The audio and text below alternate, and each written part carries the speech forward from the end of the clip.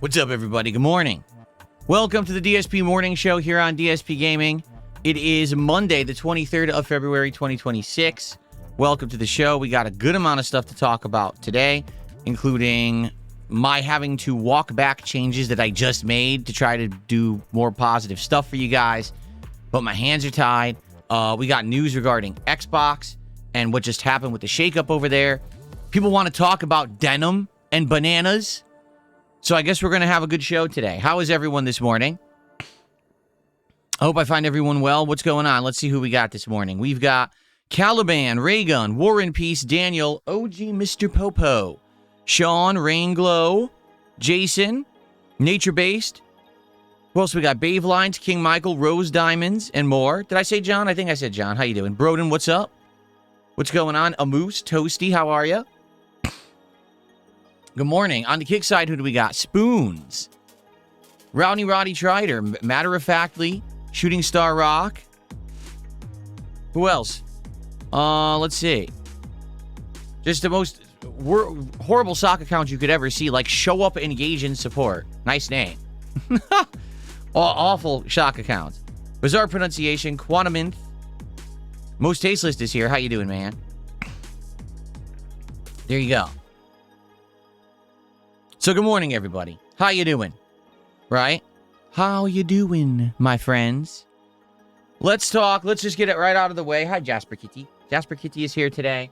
As I was trying to make a short clip to upload to get live on the channel before I went live, he jumps on my lap and starts climbing over here. And I'm like, Jasper, you literally never do this.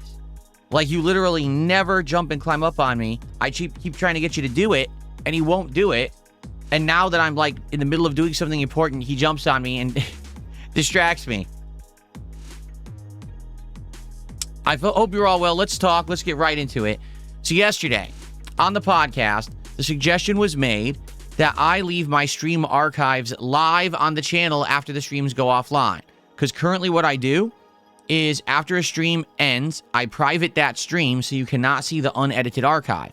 But I've been recording the entire time that I'm streaming. I'm recording right now the DSP morning show, okay? After the morning show, I'll be recording the parts of Dragon Quest VII.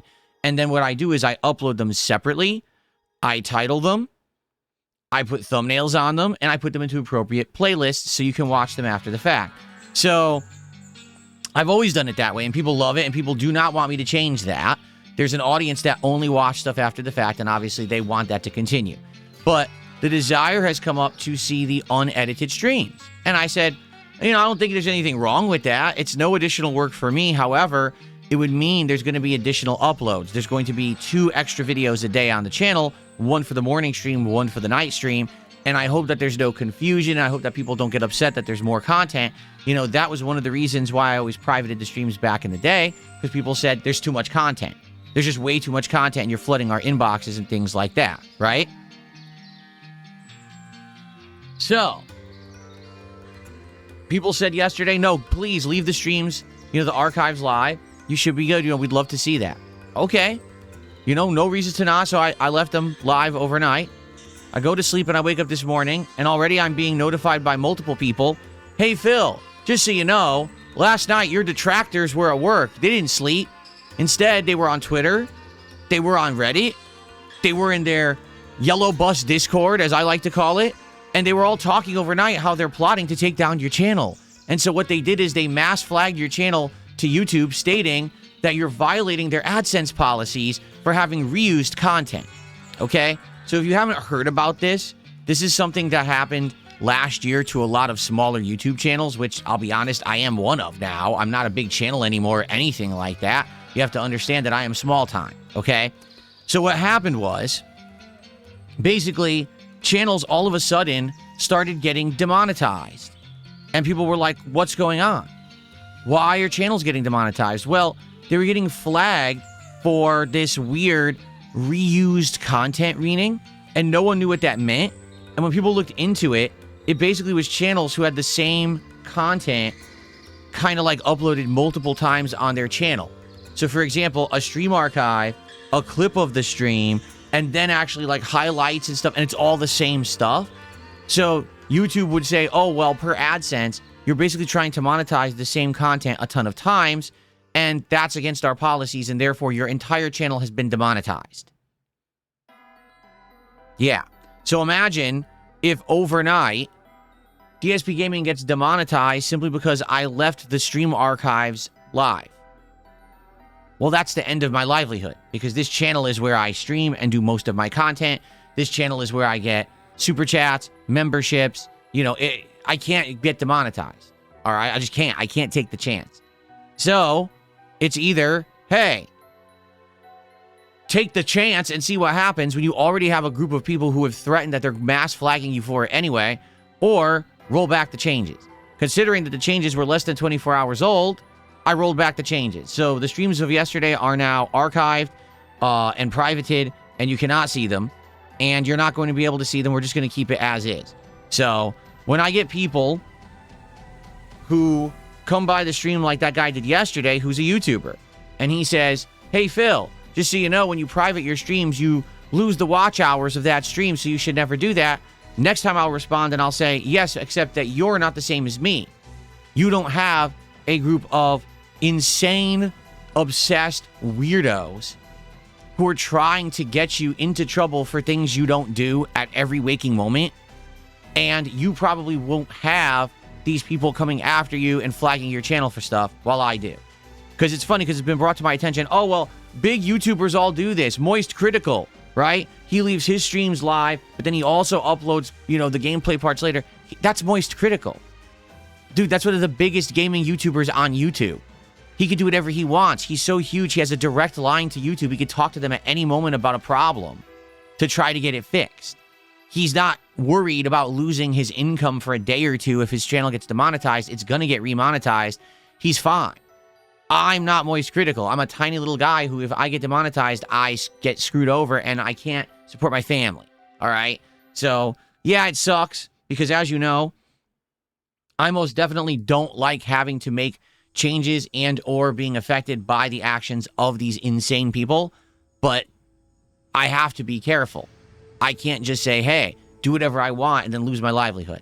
So we're walking back those changes, all right? Now you might say, well, couldn't you make separate channels for all this? Yes, we've already talked about this, about making a highlights channel and all of that. The problem with making a highlights channel is twofold. Number one, I'd have to get it monetized, or else I'm doing all this work making highlights and clips and putting it on that channel and I make no money on it. To get it monetized, I would have to have thousands of subscribers, ridiculous amounts of watch hours. It would take months, okay? So that's definitely not even worth the effort, to be honest with you, because the second half of this is I don't think that I have enough of a positive audience to move over to a new channel. I don't think it would work. If I started a new channel right now and tried to get a new audience to move over to it, it wouldn't even have enough of an audience to really, you know, be profitable. So there's really no point in doing stuff like that. It just is what it is, okay? So I hope you guys understand. Sucks that I can't do what others do. Sucks that I try to make a positive change for my audience. I outright told you guys, I'm cool with this. Let's do it. Let's give you what you want. And I immediately have to take it back because of nonsense online, okay? So there you go. Bobby Padlock resubscribed automatically this morning, and thank you to Bobby for supporting my channel on Kick. I appreciate that. That's our first support of the day, so let's get that going. Some positive changes that I have made recently are including... I'm going to change this, actually. Rather than DSP Gaming, I'm going to say welcome to DSP Gaming. Channel stats. Or I should say stream stats. There we go. Adding this welcome to DSP Gaming message, adding the date so that you know what's going on. In fact, I'm going to change this too. I'm basically trying to tweak this so that it looks a little better, a little bit, makes more sense. So when it says welcome to DSP Gaming, it makes sense that this is welcoming you to the stream of the channel or what we're doing, right? Okay. So there you go. And the date. That's something that's going to help people to know that, oh, okay, he was streaming on that day. That's when this content came out. I could go search for it, stuff like that. And we have new we have new animations on the stream right now for zombies this week to celebrate Resident Evil Requiem coming out on Friday. So any contributions that are like smaller super chats, gifted subs, etc., are going to have a Biohazard themed animation. For a $10 contribution, there's a bigger one. And then for a $100 contribution, there is a very special long animation. But we haven't seen it yet because I've only had these on for a day, and I rarely get $100 contributions, which is fine. I'm not complaining. I make well enough. I get great support. So, okay. Okay, so let's see here. It's all good, Rose. Rose is apologizing, saying sorry you had to go through that. It's life. It's just something, again, when everyone asks me, why can't DSP do what everyone else does? This is the answer why. Like, literally, this is the answer why. Because I have a level of scrutiny and or harassment that others don't. So I had a guy come on the stream yesterday, did a $20 super chat, says, hey, I have a successful YouTube channel, and I don't delete my stream archives, and I also upload highlights, and I'm good. It's like, yeah, but you're not me. You don't have people who already mass report you 12 hours after you make a positive change. So there you go. Chris, hello, good morning, and Game Boy, how you doing? You guys are trying to get my attention. How you guys doing today? Okay? Okay. So that's what the first thing I wanted to get out of the way. Let's do the other stupid thing and get this out of the way too, okay? The fact that there's a group of people, and I think you'll figure out who they are very shortly, who are hyper-fixated on the banana song meme that my detractors invented many years ago. Let's go through the entire story of it and get it out of the way, because this way it'll be out there and we can stop talking about it, okay? Years ago, I played Donkey Kong 64 on stream, okay? The game was atrociously bad. I actually played it, I want to say it was emulated. I don't know if it was on the Wii or Wii U, but basically I played it on the, on the Nintendo service, and it had massive input delay, okay? So it was hard to play to begin with. It wasn't like it was, a modern version upscaled. It was terrible. It was the original N64 version, barely playable because the controls and everything were delayed. And to make matters worse, Donkey Kong 64 is an insanely annoying, stressful game. It's essentially a collect-a-thon, meaning the entire purpose of the game is to collect coins, bananas, and hidden items through platforming challenges and speed timing runs and things like that. It is such a bad game that it literally almost killed the 3D platformer genre of games in the 90s. It was so banked on, and it was so, how can I say? It was so heavily leaned into that it was going to be this giant popular game. Nintendo banked on it, Rare banked on it, and it was so crazily advertised as the next big thing. You've got to buy this, right? So basically, it comes out, and it's such a bad game. It's review bombed, and everyone says, I can't believe how bad it is. And what ended up happening was game developers started to shy away from platformers after this. It kind of like, people didn't want to play them anymore. And then there was games like Spyro and stuff that kind of reinvigorated it after the fact on PlayStation 1, okay?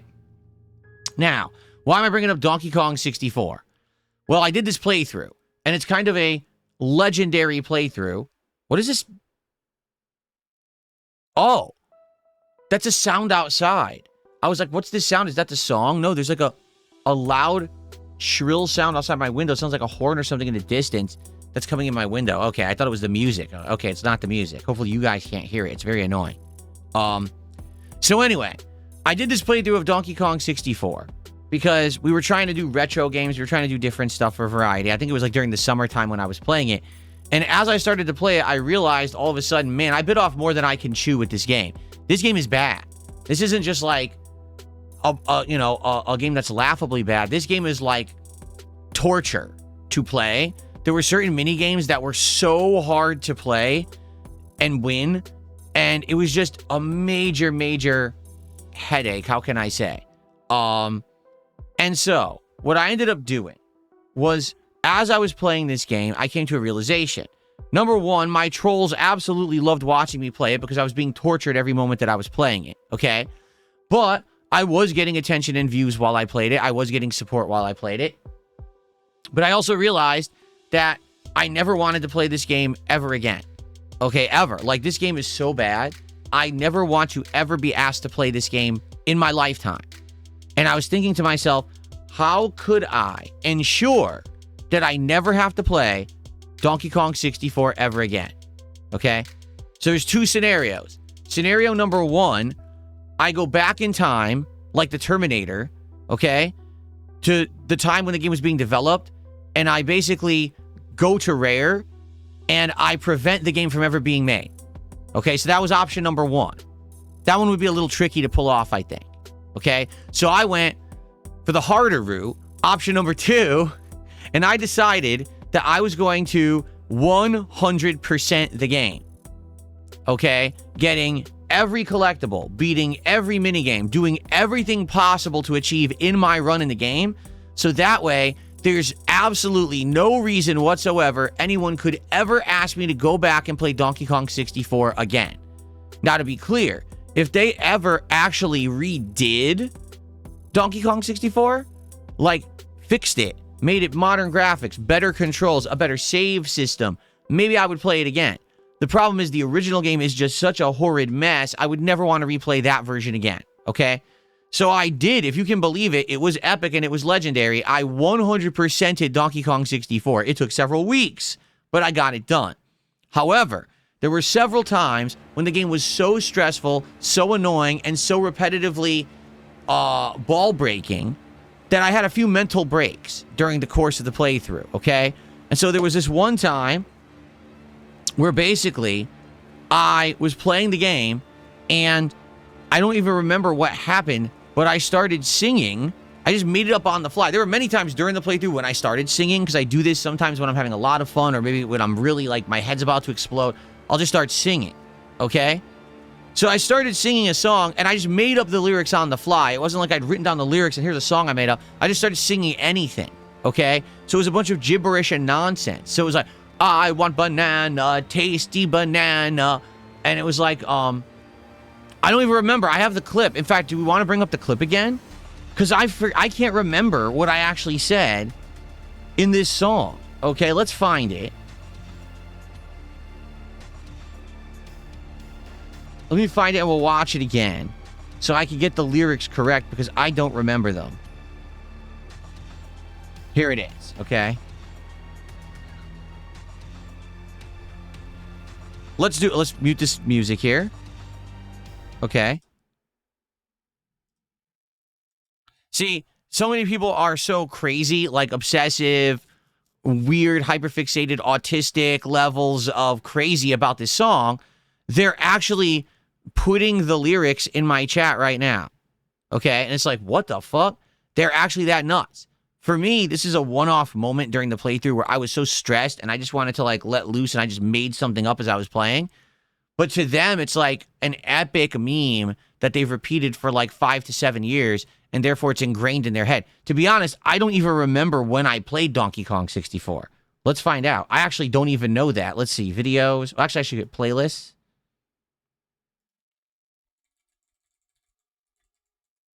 Let's see when I played it. Donkey Kong 64 playthrough. January 24th, 2020. I played it over 6 years ago. It doesn't feel like that. It really doesn't. And it looks like I played it on my Wii U. It doesn't feel to me like it was a 6-year-old or a 6-year-old playthrough at all. It feels like it was just a couple years ago, but I guess it was. Okay, so there's your answer. I didn't even know. All right. So, I'm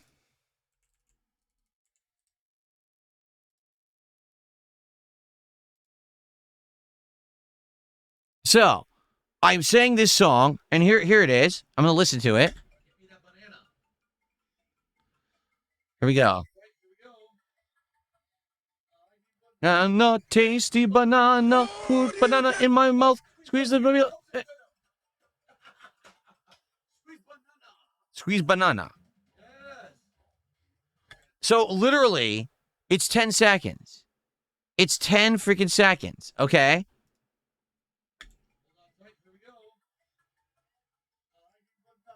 Tasty banana, put a banana in my mouth, squeeze the peel, it comes in. And that's the lyric that apparently is up for debate, okay? It's not even a lyric because it's not a song. It's something that I said because I was crazy. I was so frustrated playing this fucking game. okay? And my detractors apparently latched onto this banana song and made it into a crazy meme of theirs that they would repeat constantly, that they put into the intros of their videos, and all this crazy shit.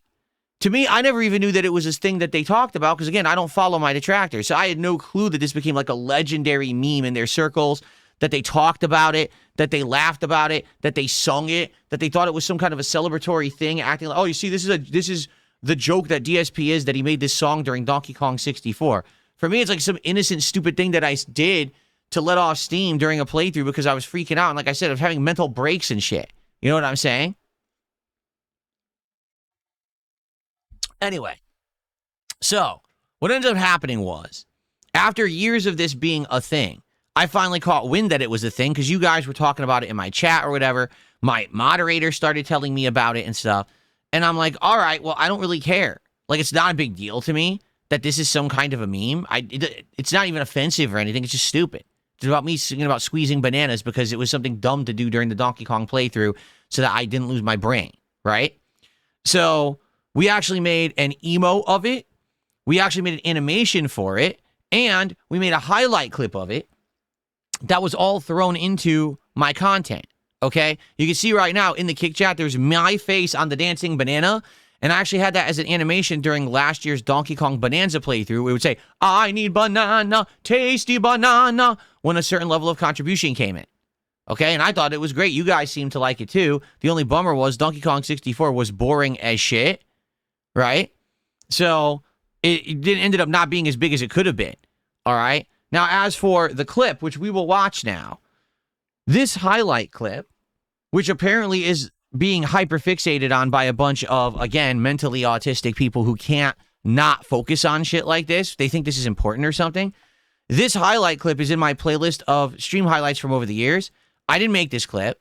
This was made by one of my editors a year or two ago, okay? What the editor did is all they did is they took the meme that the detractors made and turned it into a clip, okay? They didn't actually put like the subtitle on saying, oh, this is what Phil actually said. And let's do, that's what the detractors have already put in their content. Like, that's the lyrics that they've always used. So he literally turned the detractor meme into a clip that I can use in my content. Nothing wrong with that. It's my video, right? So this has been in my content for about a year now and has never been an issue. All of a sudden, I think it was a week or two ago, we decided to watch it, all right? Now, I want you to listen and play the clip. Here we go. Get me that banana. Hold on tight, here we go. Now pay attention to the subtitles. I need banana, tasty banana. Put banana in my mouth. Squeeze the peel, it comes in denim. Squeeze banana. Okay, so the subtitle says, squeeze the peel, it comes in denim. However, that's not what I said. And this is what I actually realized last week as I was saying this. Squeeze the peel, it comes in denim. I didn't say it comes in denim. It's gibberish. It's me basically just mashing my words together because I'm trying to think up lyrics on the fly, and I can't think of anything. So it sounds like in comes the nana. Like I'm saying, in comes the nana. You know, I probably wanted to say in comes the banana, and I realized that's too many syllables. So I just shortened it and cut off the first syllable of banana and said, in comes the nana. In my mouth, squeeze the peel, it comes in denim. In comes in denim. In fact, he says, in comes in nanum is actually what it sounds like. In comes in nanum. It's just gibberish. It has nothing to do with denim. Why would I have even said denim? Is there anything in the game about denim bananas? No. So I don't even know where that comes from, okay? Now, in reality, does it matter what I said? No. The meme is that it's gibberish, that I'm so brain-addled playing this awful game, right? That I've lost my mind. And I'm sitting there acting like a fool on stream with my arms up in a Y pose or a T pose, saying, yeah, squeeze the peel, squeeze banana in my mouth. That, yes, that is funny. And admittedly, I don't think that it's a harmful meme in any way. I think it's silly and stupid. Hence why I made emotes of it, why I had animations of it, and why I have this clip on my channel. Okay? So it's not a big deal. But if you're going to sit there and tell me that this is me saying, squeeze the peel, it comes in denim. It comes in denim. That's not what it said at all. Factually, there you can listen to it. That's literally not what's said. You can say that's what it is. I don't give a shit, but it's wrong. Okay? You're just wrong. And the thing is, my detractors absolutely positively cannot take an L. Because in their mind, if ever they're proven wrong, oh my God, that means Phil got a W. That means Phil's correct. Well, I am correct. I did not say denim. Why would I have said that? I'm not wearing denim. There's no denim in the game. There's no banana denim. And you can clearly see that I'm just going with my mouth. It's just a gibberish noise. Now, the subtitle was made by my editor because he was copying the detractor meme and making a clip of the meme for my stream. So there you go. Are we done with this now? It doesn't matter. It's completely pointless. It's funny because people were like, so now the meme is banned and now everyone... No, not at all. The meme is not banned. The emo is still live in the chat. I could still bring back that animation whenever I want. I still have it. We still have the clip on the channel. I'm not going to change the subtitle. I don't give a shit. I don't give a shit about any of this. This is so stupid. Okay? I don't care. All right? Someone says, turn on YouTube closed captions. YouTube closed captions? Are you fucking retarded? They're like always wrong. They're always incorrect. They're horrible closed captions. They're always saying the wrong words. 90% of the time it says the wrong thing in YouTube's closed captions. If that's where you guys got this from, maybe that is what happened, where people were playing back the clip and like, what did Phil just say? So they turned on YouTube closed captions and it said, YouTube closed captions says it comes in denim. If that's the case, you're an actual retard. Like you actually thought that you could trust YouTube's AI to generate closed captions correctly. I'm actually curious now if that's what it says. Let's find out. Okay. Put banana in my mouth. Squeeze the peel. It comes in denim.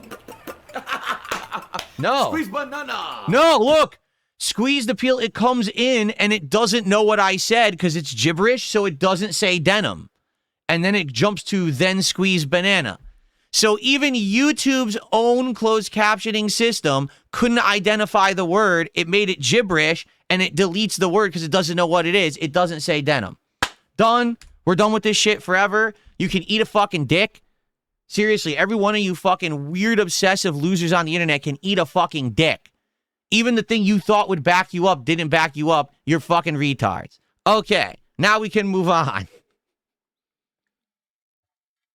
Finally, it's over. And now we could all just go enjoying nonsense on the internet again and stop obsessing over stupid shit because these people are so fucking stupid. Okay. God damn. All right. Good. And by the way, you can say denim in the chat. I don't care. It really doesn't bother me. Here's what bothers me. Okay, this does bother me. When people absolutely insist that I did something that I never did. All right? That pisses me off. That's like a pet peeve of mine that I can't let go. If you want to say, Phil, you acted like an absolute buffoon. You sang a bunch of gibberish. You lost your mind during Donkey Kong. It's an absolute embarrassment. I'd say you're right. You're right. It's not a serious thing. Who cares? But definitely you're right. That happened. If you're going to tell me that I said denim, I never said denim, you're an idiot. Done. Okay? And you've been proven wrong, and you can kiss my butt. Okay, cool. Let's do some shout-outs and move on. Very nice. Oh, no, this is hilarious. You ready? Here it comes. Person in Kick Chat. Hey, I'll stop going on about this. Let's move on. Of course you want to move on, because I got the W.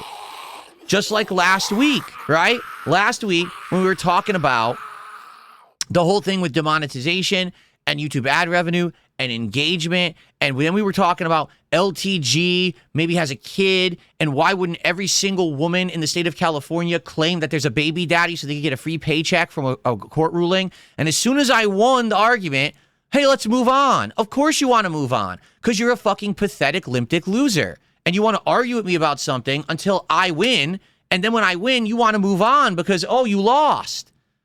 So let's not dwell on the fact that I was fucking right and you're an idiot. Right? Let's move on. Okay, let's move on and agree you're an idiot. Sounds good to me. Let's go. All right. All right. So typical average gamers did a $5 super chat and says, this is for Dragon Quest. It deserves it. I agree. Dragon Quest VII is an awesome game. It's a great playthrough so far. I'm having an absolutely great time with it.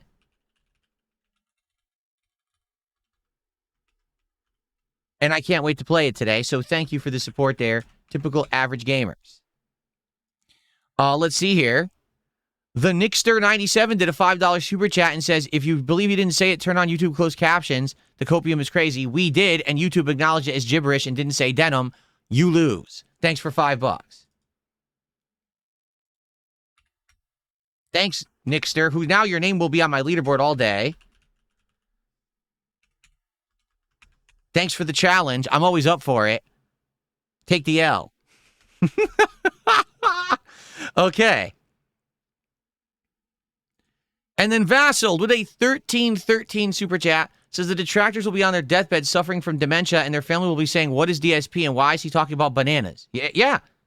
They'll be their last breath, right? What is it? Oh my God, Grandpa, tell us, what is the combination to the safe that holds the family fortune? What is the password to the $5 billion of Bitcoin that we can all be rich forever? Tell us now, Grandpa, your final words on your deathbed. Here we go. And he said, Grandpa, and he goes, it comes in denim.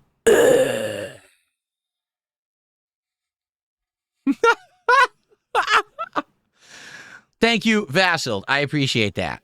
What? Someone tipped $5. Listen to this. What? I mean, I believe it. I believe it, but I'm not happy about it. Listen to this. Someone tipped $5, says, Sonic the Hedgehog and Godzilla are going to get a crossover comic book together. The most random, unexpected crossover ever. Yes, you want to know what that's called? You want to know what it's called? Pop culture slop. That's exactly what it is. It's basically, we're to the point now where pop culture is so meaningless and stupid that they will just cross over any two things for the sake of saying, hey, look, it's a crossover, pay attention and give us money, rather than it have any kind of meaning. Like, if you're a fan of Sonic or Godzilla, you should say, I don't want that. I don't want Sonic and Godzilla in the same universe. That's the stupidest fucking thing I've ever heard. Why would there ever be a crossover, right? Why not have Ninja Turtles and Lord of the Rings crossover, right? Like, why not? Right?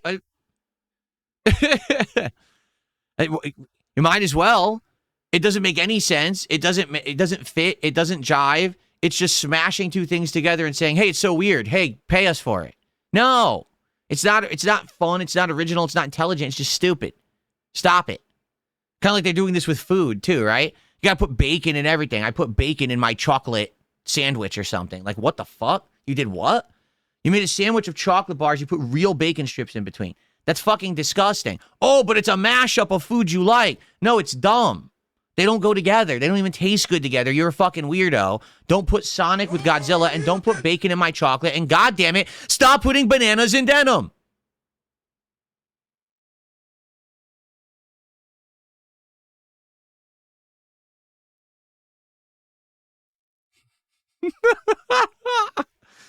Okay. Now, yes, now this is correct. Someone tipped $1, says there's clips of you talking about denim and bananas in the same playthrough. You can see for yourself, own it, and move on. No, that's because the detractors brought it up. If you remember, after that song, the detractors started coming into my streams and saying things about bananas and denim and shit, and I didn't know what they were talking about. All I was doing was reading their comments and responding to them because I didn't know what the hell anyone was talking about. So you would joke about it or you would try to react. That's all it was. They made it up. They came to the streams and presented it as fact when it wasn't, and they had me respond. That's all it was. I never actually said it. I just responded to what was being presented to me. Again, you have to understand, I literally don't watch detractor content. Ever. I don't know anything of that they're saying about me ever. I pay no attention. I only know when you guys come and present it to me in my chat during a live stream. Then I'm, oh, okay. But I don't know what the hell they're saying or doing. So, for example, this whole thing overnight about they were going to mass flag my channel to try to get me in trouble because I wanted to leave my streams now archived. I only know because someone sent it to me and showed me the evidence. They said, here's the Twitter posts, here's the Reddit post, and here's their yellow bus Discord chat about it last night. So you should probably protect yourself. And I was like, thank you. Because by the way, for the record, even though I don't watch detractor content, anything that's harmful still gets around to me anyway. So I do get to protect myself from the nonsense. And I am grateful to those who share that information with me because I just don't care to follow their loser lives and the crazy shit that they say and do. But I need to know when something serious is going on that may hurt my livelihood. And in this case, overnight, that was one that could have hurt my livelihood. I'm glad that I was made aware of it. And I always get wind of it. Even if I'm not involved and I don't watch it and I don't care about it, I always get wind of it. It just sucks because I wish I could just completely ignore it, but I can't. So it's hilarious because I don't pay attention to it, but people like tattle. They tattle on these people constantly. And you know, it is themselves. They tattle on themselves because they feel, oh, I can, I'll get this guy in trouble because I don't like him. So I'll go tattle to DSP about what this guy is going to do. It's so fucking weird. Isn't that weird?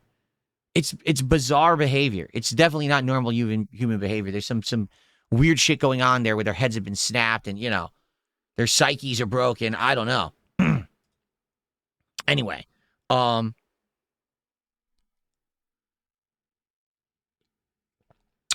is correct. He says the reused content rule is not supposed to ever apply to your own videos, which is ironic, but I get it, that you're being cautious. You're right, but this is where a big problem happened last year. People's channels were affected. People who had long-running YouTube channels got demonetized, and they were like, what the fuck are you talking about, YouTube? Some of them were able to get it overturned, and some of them weren't. And that's awful. Imagine, you're getting your channel demonetized, all the hard work you've done over the years for an AI loophole is essentially what it is. That AI flags your channel because it doesn't know what the fuck it's doing. Because, it doesn't, YouTube runs mostly on AI these days. So you're right. It shouldn't apply. But with my luck and the fact that people will be mass reporting me for it, it probably would. So I got to err on the side of caution. I can't lose my livelihood. The Ace, thank you for a super chat. What currency is that? The Ace, are you here?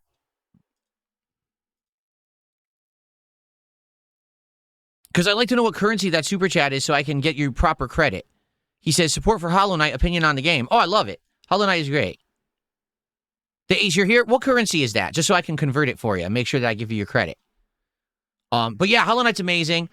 Silk Song's great. Hollow Knight's great. Hollow Knight's a little different. Oh, it's Japanese yen? I'm surprised I didn't recognize that. I'm stupid. It's just the yen. That's a pretty simple symbol, and I'm so dumb. But it is. I almost never see yen, so I don't recognize it. $5.17. Thank you so much to the Ace24. And so some differences between Hollow Knight and Silksong. Hollow Knight basically becomes way open early on. Silksong does become open up in like Act 2, but Act 1 is way more linear, right? Act 2 is when the game opens up and you can kind of go in different directions and find different things. With Hollow Knight, immediately from the beginning, it's like, whoa, you don't know where to go. You're discovering things, but then you hit a wall. Shit, I can't do this. Now we go this way instead, right? And I want to say thank you to everyone who's been helping me with the playthrough. If it weren't for the guidance that I'm getting, basically the playthrough would end up being longer, but way more boring, right? Like, I played Silksong. You want to see a more streamlined playthrough of Hollow Knight. It's a long game. You want to see me do the DLCs. So actually knowing, hey, you're going to hit a dead end if you keep going that way. You should go this way instead. That helps a lot. And that's not really spoilers. That just makes the playthrough better. So thank you to those who have done that. I appreciate that very much. I love it. I really do. Like honestly, I'm trying to think, like, if I had a complaint about Hollow Knight, what would my complaint be? I'm not sure. I don't know if I have a complaint. Now that I'm playing on a better controller, like, one of my major complaints playing Silksong was that the game was so difficult, right? That my thumb actually got a callus on it playing with the buttons that was on my Xbox Elite 2 controller. But now that I have the Wolverine, these buttons are very nice. They're smooth and they don't hurt your thumb at all. I didn't get a callus this time playing. Yeah, I actually don't know if I have a complaint at all. I can't even think of one. And that's rare. It's rare if I'm playing a game and I can't think of something to complain about, right? So far, so good with Hollow Knight. I'm really, really enjoying the playthrough. Okay. So thank you to the Ace. And then Habib, how you doing, Habib? 38 months as a member.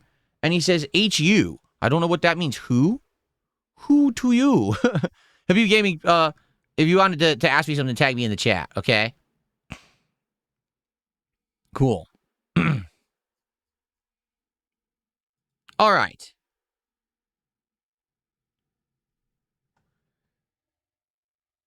Escape Velocity says, if you were given the choice, would you upload yourself to an AI version of yourself to continue streaming so the King's Reign lasts forever? What do you mean? Like if I was going to die, but could I continue? No. The idea of life and the fact that life has value is that life has a limited run, right? We're all going to live. We're all going to die. We're all going to have a time span in which we have to make the best of it. And so the value of a life can be judged on what someone did with it, right? If life went on forever, then the value is diminished. If there was an AI Phil that infinitely streamed, then the actual accomplishments of real Phil who was here during the time that he was here are diminished. So no, I do not want AI Phil.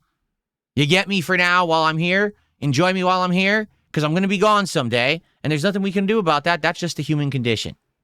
There is a story I wanted to talk about Sarah Bond. But now I'm thinking, you know what? Because already we're going to have a segment about Phil Spencer on Wednesday's podcast. I'm thinking we should save all the Xbox talk for Wednesday. Because basically what's happened is today is the first day. Phil Spencer is officially out. That new woman is now in as the head of Xbox Gaming. Sarah Bond is now out. She's gone completely from the company. And what's happened is finally internal reports are coming out about everything that is going on and what really happened. And the reports are not good. The reports are basically that kind of Phil Spencer lost control. Sarah Bond was actually running things and making these big decisions that were very detrimental to the company. And people didn't agree with her. But if they disagreed with her, basically they'd be shifted out of positions where their opinion mattered.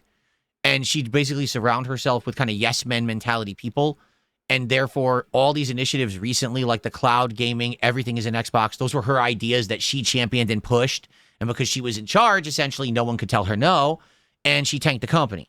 But I don't know if we can believe that or not, but we'll talk about that on Wednesday because on Wednesday, we're also going to talk about the legacy of Phil Spencer and the things that he did when he was in charge of Xbox, etc.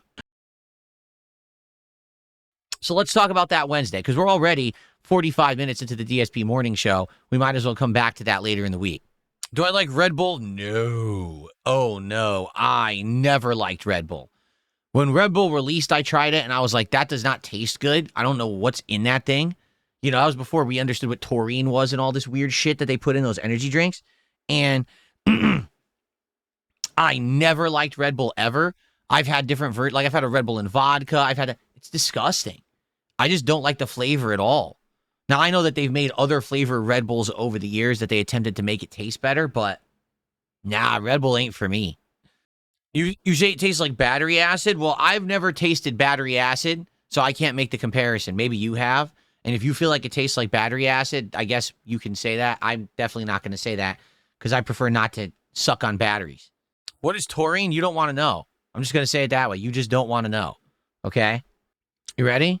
I'll read it for you. Taurine is a sulfur-containing amino acid naturally produced by the human body. It's found in high concentrations in the brain, heart, retina, and muscles. Unlike most amino acids, it's not used for building protein, but instead supports key functions like bile salt formation, cellular calcium regulation, and nerve transmission. It is often called a conditionally essential amino acid because while the body makes it, dietary intake is necessary for optimal levels. So, essentially, you don't want more of it. Okay? You don't. You don't want extra taurine. You should have enough. If you don't have enough, you probably have like a medical condition. But most people don't want to be putting taurine into their bodies. It's not an amino acid that's going to give you more protein or anything. It's just basically, it's just like everything in these drinks. It sounds, oh, taurine, it's going to give you energy. It doesn't give you energy. You want to know what happens when you drink Red Bull? So you drink Red Bull and you get caffeine. And the caffeine acts like the caffeine from anything else that you drink. Then it also has a bunch of like the B vitamins, the taurine, and here's what happens with that. You piss it out. Your body doesn't absorb it. It just goes through your body, and then you have to piss. And you piss it right out. Because your body doesn't absorb shit that way. Your body absorbs stuff through natural means, like real food and shit. That's how you absorb nutrients, not by drinking them in a concentrated form in a can. It doesn't work. Your body will take very minimal amount of it, and then you piss it right the fuck out of your body. So there's no point in drinking that shit. It tastes like ass because they put all these amino acids in it, and you piss them right out anyway, so you tasted it for nothing. And what happens is you get a caffeine boost just like you would if you had caffeine from anything else. There's no point. You're paying out the nose for an energy drink that does exactly the same as anything else that has caffeine in it. What's for dinner? We're doing DSP Tries It today. Today is DSP Tries at Wendy's. We're going to order the new Wendy's chicken tenders and all of the new dipping sauces. And I'm going to get probably like a burger too, just because I don't think I want to end up eating 4 to 6 chicken tenders. And I might not like them. So I'd much rather have a burger to eat too. Plus, I haven't had a Wendy's burger in a very long time. So it's Wendy's today. No, I'm definitely not getting Wendy's chili. Fuck that. That stuff's disgusting. That stuff is absolutely revolting. Wendy's has a new bacon cheeseburger. Do they? How could it be new? What could possibly be new out of a bacon cheeseburger at Wendy's? They do. It's called the cheesy bacon cheeseburger. Oh, they have a whole new menu. What's going on here? What the? Okay. They have the cheesy bacon cheeseburger. They have a new chicken tender ranch wrap. Oh, they have the the Thin Mints Frosty. I don't want that. I'm not going to get the Frosty. But I'll do both of the new things. Oh, okay. Well, this is actually an even better DSP Tries It than it originally was going to be. We're going to do the new cheeseburger. We're going to do the new wrap, and I'll order some tenders with the sauces as well. There you go. That's exactly what I'm getting. Okay. This is we have now upgraded today's DSP Tries It. Now, hold on a second, because I said all that, but is that available to order or not? I hope so. The tenders are on there. Let's see. Let's find out. Bunch of combos. I don't want a combo, because I don't want the soda. I don't want a biggie deal. Uh-oh. Oh, they do. There it is. Holy fuck, it's expensive. I mean, I don't care. I can afford it. But goddamn. $9.14 for the cheesy bacon cheeseburger at Wendy's. What the fuck is going on in American fast food? $9.14? They're insane. Oh my gosh. Wow. Okay, there's the new chicken tender ranch wrap. We're going to get that. So we're going to get the wrap, we're going to get the burger, and I'm going to get an order of chicken tenders, and I'm going to get all of the sauces. Okay? Do the Wendy's tenders come in denim? Squeeze the tender. It comes in denim. All right, we can get it. We're going to do the new burger, the new wrap, and we're going to get the tenders with the dipping sauces, and that's going to be DSP Tries It today. All right, good. Thank you for helping me figure that out. I didn't even know they had a new burger. There you go. Haven't done fast food like this in a while, so it'll be something different, that's for sure. That's insane. Merrick Ovar says the BK Whopper is now about the same price. You understand that Whoppers used to be 2 for $5 as a regular price at Burger King, and that wasn't even that long ago, right? Right before COVID, it was 2 for $5 Whopper deal at Burger King, regular thing on the menu. Now it's $9 for a single Whopper. So here's the truth, all right? Here we go. Political conspiracy theorist filled, but here we go. COVID literally was used as the scapegoat for all of these corporations to exorbitantly raise their prices and claim that inflation is the reason, when in reality, they're greedy fucks and they just want to make way more money from you. So they did this and said, oh, look, well, there's a shortage of this. It's 2026. There's no more shortages. Everything is in abundance. COVID effects are 6 years in the fucking past. There is no scarcity of food. There's no pipeline bottlenecks. Everything's fine. Yet the prices are still high. Why? What's supposed to happen is supply and demand. When the supply catches up and the demand is calming down, the prices are supposed to drop, but they never did. What's going on?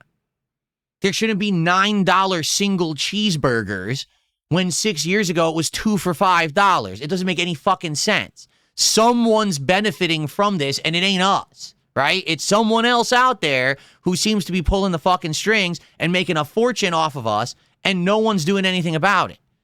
Let's do something about it. Let's get up and let's protest. Let's go, everyone. Get your fucking sign. Start writing in marker. We're going to protest. Let's go. Come on. Let's get out there. Let's get into the streets. Come on. Let's go. Oh, wait. That's right. I have a stream to do. I have a job. You know, I actually have to work. I can't go protest. I always wondered about these people who, like, every single time something happens, they're in the streets protesting. Like, who are you? Like, don't you have a life or a job? Don't you have to go to school or work? Don't you have responsibility? Why are you able to go protest? Like, there's things that I am totally against and I would love to go protest, but I have a job. I have a living. I have a responsibility to support my family. I can't just go protest. So who are these fucking people that just in a moment, oh my God, the price of burgers is too high. Let's protest. Come on, everyone. What the fuck? Like, who are these people? I know, because now you get into, well, people get paid to protest today. I'm sure you're right. I'm sure you're right, but that's for another day. That's not for the DSP morning show. Okay.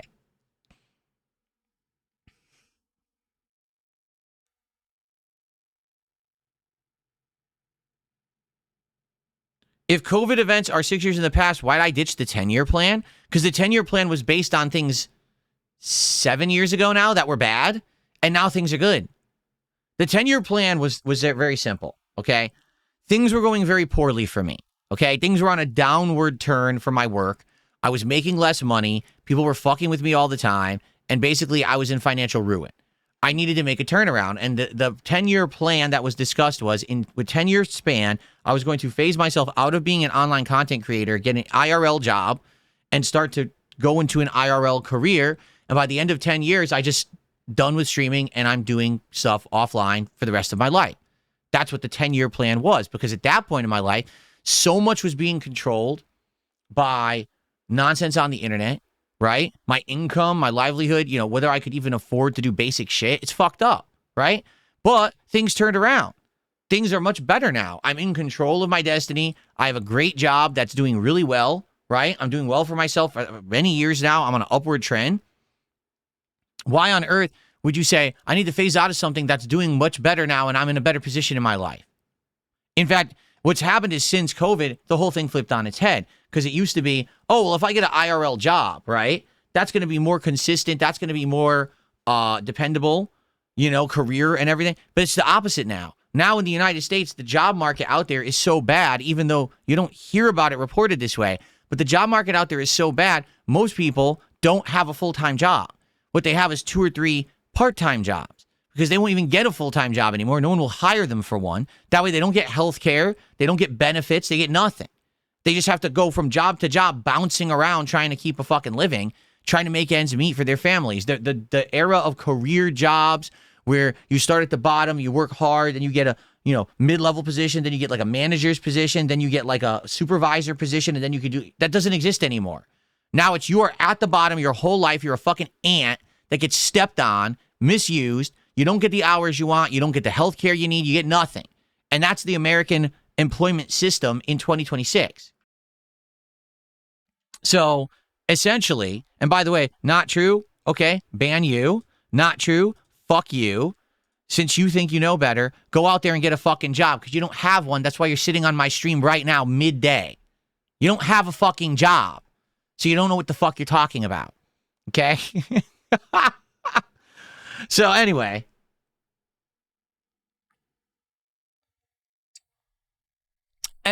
As I was saying, that's the American life now. If I had quit being a streamer and went out there and got a job, likely already I would have had to jump 2 to 3 jobs. Even if I was good at what I was doing, I probably would not have retained a job. I would have had to jump 2 to 3 jobs. I barely would be making ends meet. I'd probably be working 2 or 3 separate jobs right now. It would be a nightmare. So thank God I didn't do a knee-jerk reaction and immediately say, I'm phasing out and quitting streaming, and I'm going to start doing IRL stuff. It actually would have ruined me. I really feel that. Because the truth is, all the prices have skyrocketed and gone up. Literally everything that we spend money on is now more expensive. But I would have been out there struggling to juggle IRL jobs to make ends meet and do the bare minimum. Luckily with me, I stuck with it. I worked hard. I did some interesting things in the last couple of years. I think we can all agree that got me some more prominence, that got me some more attention on the internet, and it certainly got me a hell of a lot more attention in regards to people who like my content, support it, and it got me upgraded to the point where now I'm actually modernized and people are coming and supporting in droves, which is amazing, right? And because of that now, I'm doing so much better. I'm way better off. Thank God. Because, you know, it would have been the opposite. Again, I think that would have been the worst decision if I'd given up on all of this and said, I throw in the towel, you know, I'm never going to get better. Nothing's going to turn around for me. I'm going to stop trying. I give up. And instead, I'm just going to go out there and try to get some jobs. And I think it would have completely destroyed me. I probably would have had to give up this house. Just being honest, I probably would have had to give up this house entirely, and move into a smaller place, which, by the way, probably wouldn't have been much less expensive, because the prices have skyrocketed. The mortgage I pay on this house is about the same that you would pay for a tiny apartment in this area where I live. I'm not exaggerating. So I want you to think about that. I would have had to sell the house, okay, to move into an apartment that's smaller, but pay the same. Pretty messed up, right?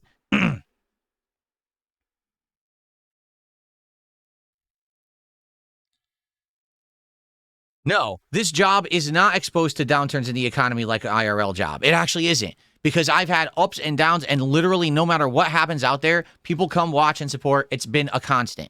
It's been actually the one constant, is that it doesn't matter if I'm on YouTube, Twitch, or Kick. It doesn't matter if I'm doing an on-demand video, if I'm streaming, if I'm doing a combination of both. People have been along for the ride and will be. Okay? It's that simple. It's never changing. It's kind of the constant. Anything else that I've ever done in my life has been fluctuating and changing. This hasn't. This has remained stable. And I think what it is, it's just you get to a certain level. When you get to a certain level of whether it's you've just been doing it for so long, so everyone knows you as a staple that's going to be around and they'll check you out from time to time, or it's because a lot of people have been around for this ride that I've been on, and you know they feel like it's part of a journey that they're on too. And so, you know, it's worked 100%.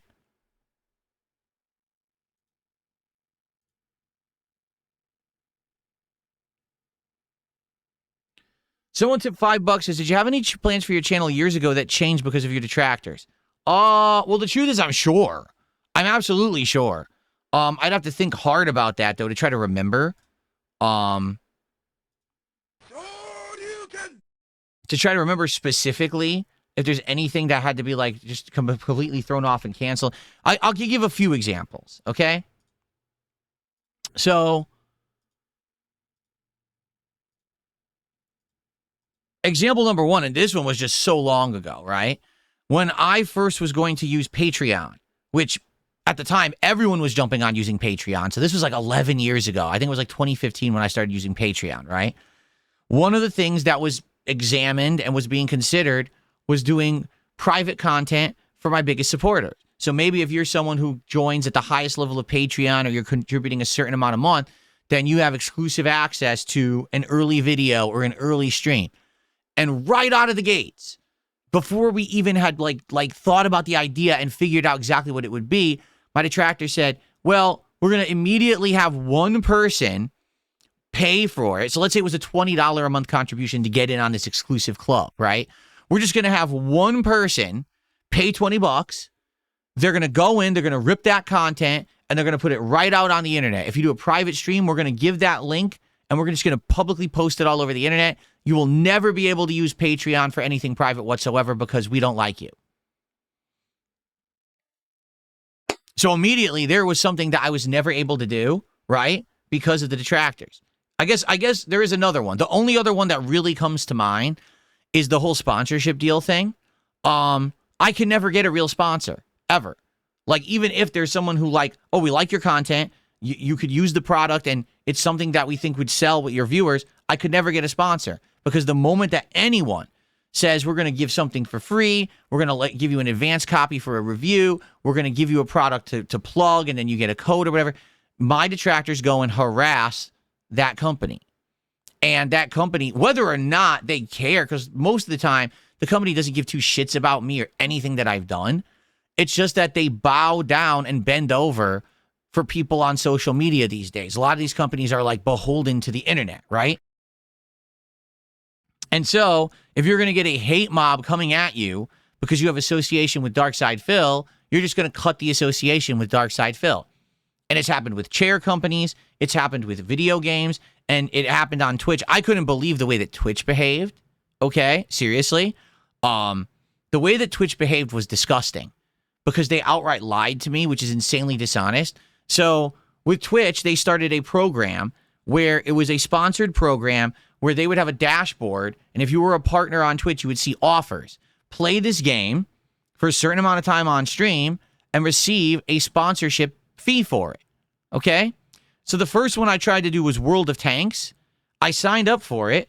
I told you guys I was going to do it. My detractors went and contacted the World of Tanks devs and harassed them. And they went to Twitch and told Twitch, we don't want Phil to do that because we're going to get a bunch of hate on social media for it. So Twitch turned it off, even though I signed up for it. When I was going to do it, Twitch contacted me and said, oh, that doesn't exist anymore.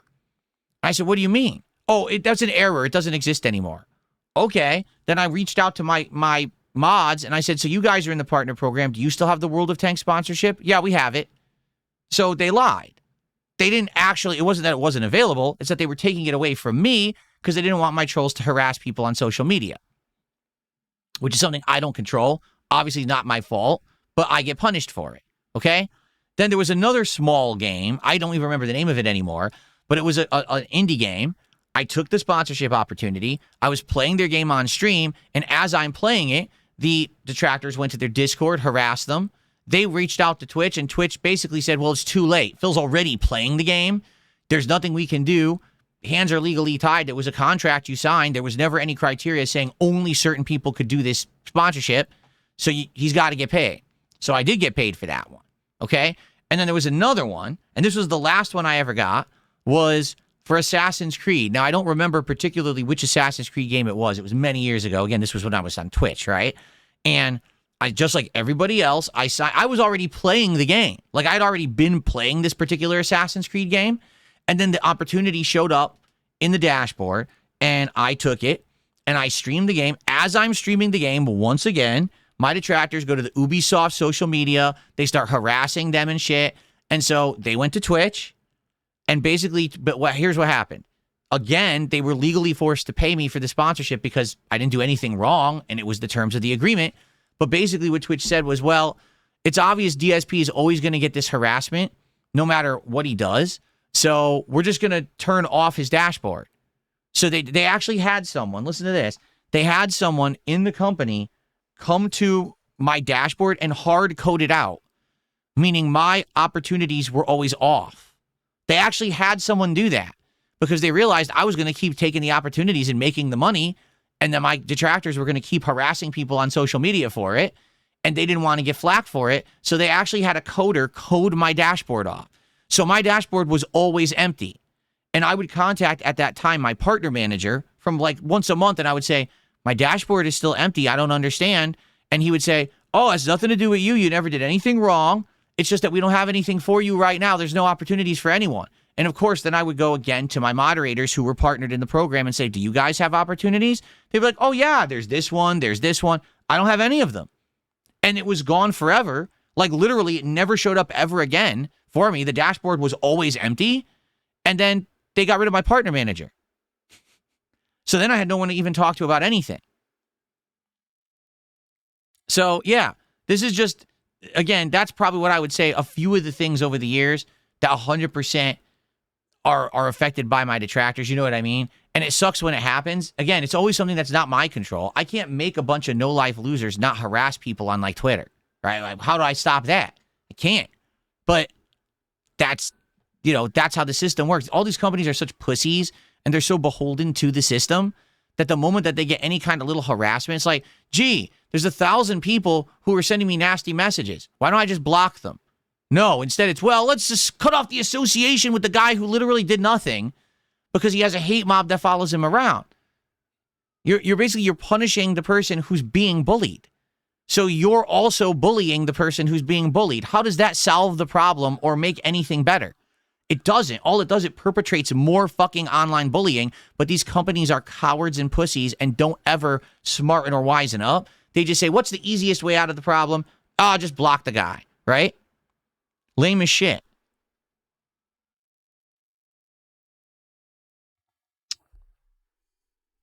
So there you go. And that's about it. I would say that's it. That's the limits. Like, I can't really use Patreon, okay, to do much. I can't get any sponsorships or things like that. They'll never work because the online harassment will always persist. I can't stop that from happening. And in the case of, for example, a suggestion yesterday where someone says, hey, can you leave your streams archived? And I'm like, I'll do that for you. That sounds like a good idea. And then I can't because I'm immediately going to get harassed and have problems. You know what I'm saying? And there's nothing I can really do about it. So, but what's remarkable, quite frankly, is that here I am in 2026.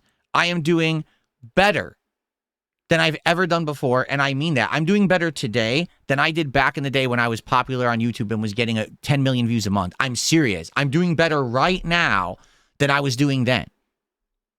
Okay? I'm making that abundantly clear. I'm doing it with a fraction of the audience that I used to have. So I want you to think about that. How I've persevered through all this bullshit that these idiots are trying to do. You got Wings sitting there on his stream crying that everything's going bad. You got LTG sitting there crying about being demonetized by Kick and everything. I'm doing good. I'm doing really fucking good. And I'm grateful and happy that I am. It was a lot of hard work to do it. Because again, the track that stuff was going 6-7 years ago was this way. And I have completely managed to pull it this way. And that's a great thing. And now things are much better for me, my family, for the business, for everything.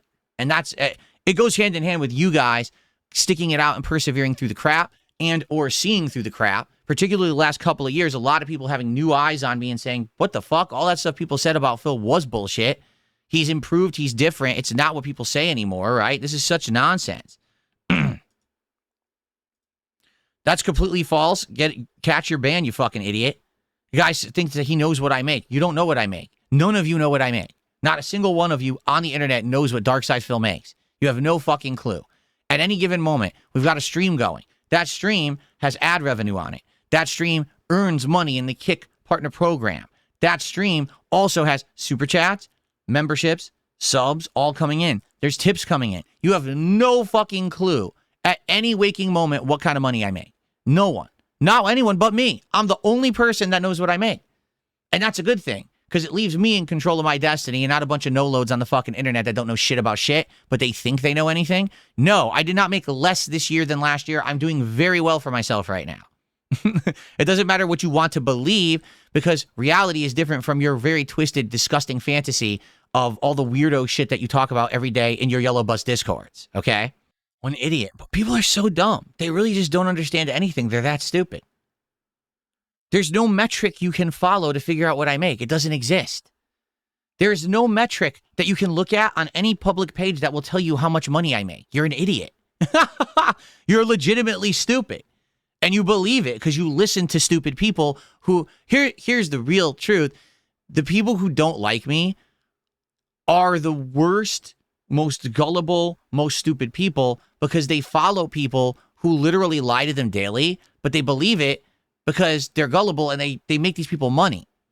You see, the people who are really the detractors who make the content about me don't care. They don't care if what they say is real or not. They don't care if they made it up or if it's based on truth. All they care about is your view and your contribution. So you feed their animal. You feed their system of lies and misinformation. None of it affects me because I'm doing good, but you believe the nonsense and you reward the liars. And then you think that, oh, we got one up on Phil. You didn't get anything on me. I'm good. I'm still good. I'm always good. You're the one who's miserable. You're the wretch who sits there on the internet watching lies all day and paying money to morons. These people are using you and abusing you. They see your mental illness and they take advantage of it. They're exploiting you. They're literally exploiting you this very minute. And you don't get it because you're so dumb.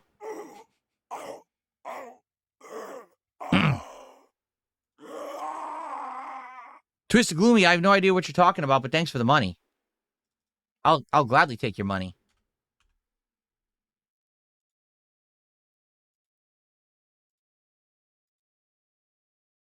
I don't berate people who work 9 to 5s. I've been there, I've done that, and I know that it's an awful grind to do. I absolutely hate it, for sure. Here we go. You ready? Ad revenue way down. Wrong. My ad revenue is exactly the same. My ad revenue hasn't changed whatsoever. It's the same. It actually doesn't fluctuate much at all. You always get a boost at the end of the year, and then it dips in January, and then it stays the same the rest of the year. That's a lie. Video on-demand views way down. Wrong. My on-demand views are exactly the same. Every month I get about the same amount of views. There's some peaks and some valleys depending on what I'm doing, but for the most part, they're exactly the same. No change there. Live support way down. Wrong. My live support's doing very, very well, actually, especially since I abolished the goals. I don't talk about goals and shit all the time. It's actually doing better. But you don't know that because you're an idiot and you listen to the wrong people. You get 300 views a video. So that might be the one thing that's correct out of everything you just said, because views are public facing, except you're an idiot and you don't understand that I get views on the YouTube stream. I get views on the Kick stream. I get residual views on the Kick stream because that stays live for a week. And then I get the on-demand views on the individual video. So when you see a video and it's like part 1 of a playthrough, 1,000 views. Yes, that one time was 1,000, but there was views on the original stream. There was views on the Kick stream. I'm getting tons of views on all my content. It's just not all in one place. So you look at that and you say, oh, he only got 300 views. Yeah, except I got paid. So what the fuck do I care what the views are on the video? I don't. My ad revenue is remaining around the same. My overall views are remaining around the same. And my live streams are making tons of money. I'm in the Kick Partner program. I got ad revenue out. I got everything. I'm good. I'm made. I don't have these problems that these other people have. I'm not worried about, oh no, I have to, I hate to say it, but I really feel bad for a guy like Wings, because what he did to his channel screwed him. When he deleted all of his content, and he doesn't have any content basically archived there, so he only makes ever what he makes on a stream. He makes nothing else. And I feel bad about that because he should be earning all that back end, and he gets nothing, right? He gets nothing. That's the thing that I've always had, this archive where people will go back and watch the old stuff, but then they watch the new stuff. So at any given moment, there's this big machine working for me in my favor. And Wings doesn't have that. He only has the current live streams. That sucks ass for him. Like, I feel for him. That's bullshit, So it really stinks that he doesn't have that. And that's why he's so stressed out on his streams. Like, seriously. That's exactly why.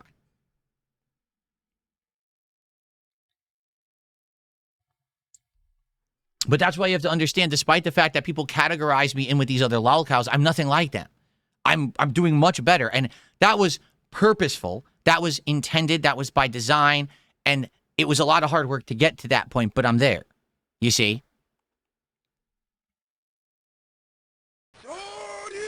Yeah, I know, Roy.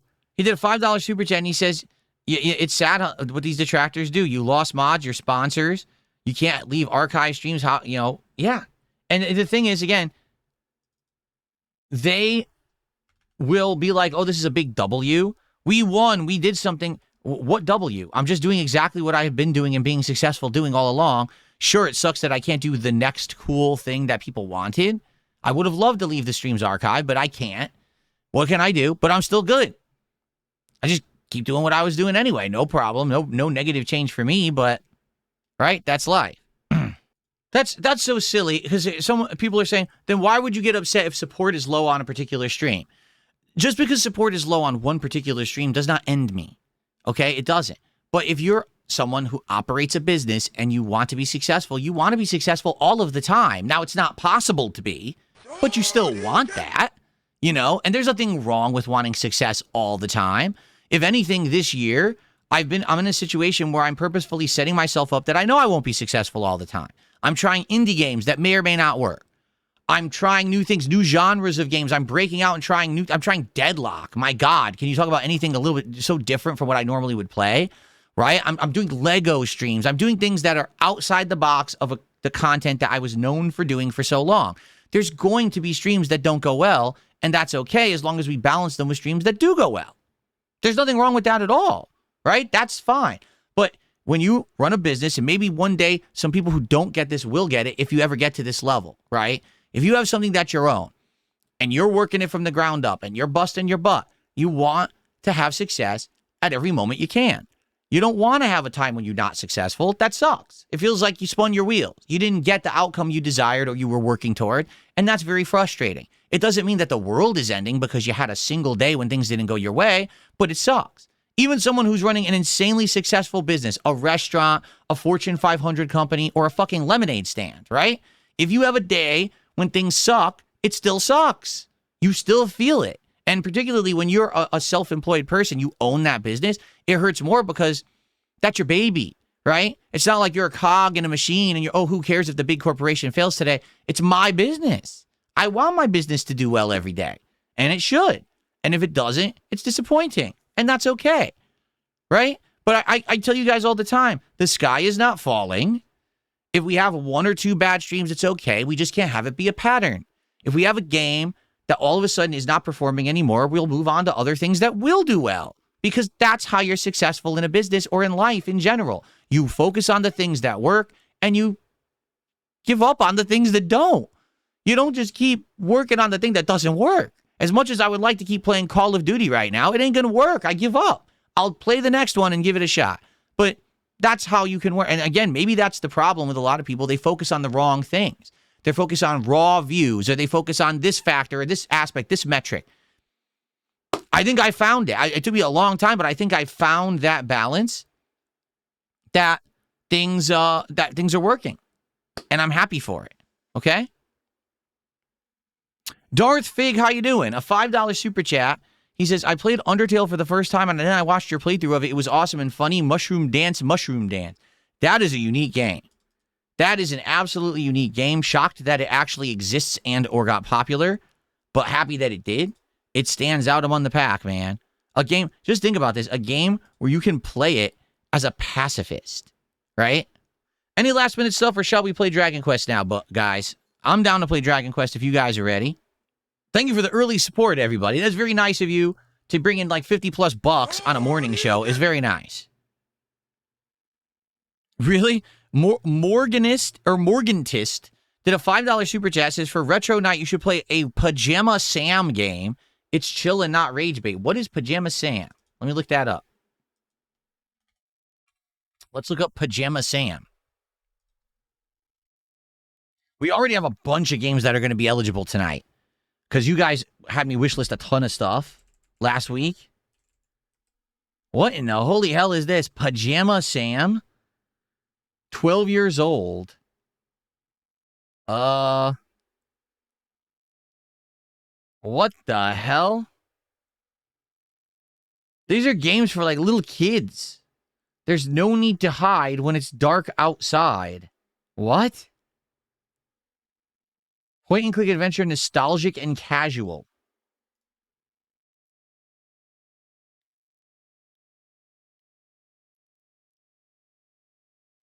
Yeah, I think it's meant to be like a kid's point and click adventure game. I wonder when they were originally released. 1996. So I see. It's very nostalgic for some people because you probably grew up playing these games on PC in the 90s, and then they re-released them in 2014 on Steam. You can actually get the whole pack of all of them. It's, oh my God, listen to this. 1, 2, 3, 4, it's 6 different Pajama Sam games that span from 1996 to 2003. And you get them all for 25 bucks. I mean, I'll be honest. I think if I had played this as a kid and I played it today, maybe I'd have nostalgia for it, but I never did. So this is the equivalent of playing like a children's game. I'm probably not going to like it. But that was, I mean, it's an okay suggestion. I appreciate it. I'm glad I looked at it. And I understand what it is, but I don't think I would be interested in that. But we have a ton of stuff that I've wishlisted that we're going to look at tonight on the late stream. For example, let's see here. Obey the Voice, Star Trek Voyager Across the Unknown, Mortal Sin, Teleglitch, Child Street, Umigari, Codex Lost, Baba Is You, and that's just a few that we'll be looking at tonight, and we'll probably have some polls and figure out what we want to play. Okay? I know there's going to be more. People are going to say, oh, play this one, play this. So there's probably going to be even more that people will nominate, and we'll do a couple polls tonight and see how it goes. Okay? Good. All right. Great morning show. Sorry that I can't archive the streams like I would like to help you guys out, but I'm not going to chance my livelihood on it. It is messed up what these idiots do, but it is what it is. Thanks for chilling. Thanks for the early support. That's great of you. And let's jump into Dragon Quest now. And have a nice chill afternoon. And by the way, so FYI, we'll play Dragon Quest for around 2 to 2.5 hours. And there will be a break. And there will also be DSP Tries It Wendy's, where we're going to do this new cheesy burger, this new wrap. And we're going to try the tenders with the dipping sauces. Okay? All right, guys. Thank you so much. See you tomorrow. By the way, I turned the music off. I just realized because we were watching stuff. Never went back to it. See you tomorrow.